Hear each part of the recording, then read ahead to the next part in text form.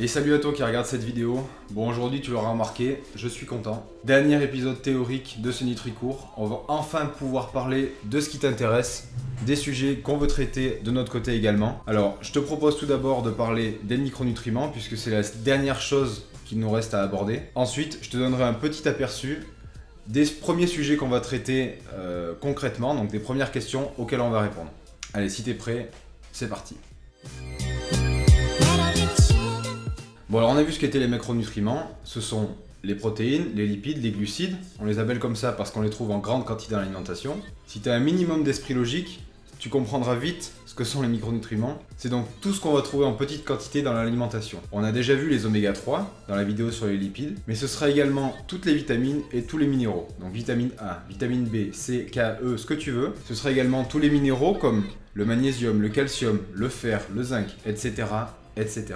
Deuxième et dernière chose concernant les micronutriments, ils sont certes présents en très petite quantité dans l'alimentation, mais ça ne veut pas dire qu'ils sont facultatifs, bien au contraire. Toute carence ou, de l'autre côté, tout excès en micronutriments se traduira nécessairement par un dysfonctionnement de ton organisme. Je ne pourrais pas te lister aujourd'hui toutes les recommandations pour chaque micronutriment parce que ça prendrait des heures, mais je n'exclus pas d'en reparler dans une future vidéo, donc de parler par exemple du zinc, du magnésium, ou donne ces micronutriments en particulier. Voilà, maintenant tu connais les bases, tu sais ce que sont les macronutriments, à quoi ils servent, quelle quantité on en a besoin dans l'alimentation, tu sais également ce que sont les micronutriments, donc tu sauras de quoi on parle dans les futures vidéos. Maintenant j'aimerais te donner un petit aperçu de ce qu'on va voir dans les prochaines semaines, donc les questions auxquelles on va répondre dans les prochaines semaines. Par la même occasion, j'aimerais que tu me poses toi tes questions dans les commentaires.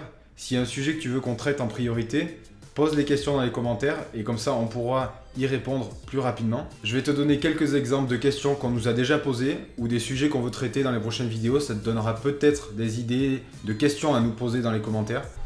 Donc, que penser des protéines végétales? Combien faut-il de calories pour maigrir? Que penser des protéines en poudre? Sont-elles dangereuses pour les reins? Comment décrypter les informations nutritionnelles d'un produit? Manger des féculents le soir fait-il grossir? Pourquoi l'alimentation peut être la cause de tendinite? Bref, des sujets, on en a des tonnes en stock. Alors si tu veux que j'en traite un en priorité, fais-le nous savoir dans les commentaires.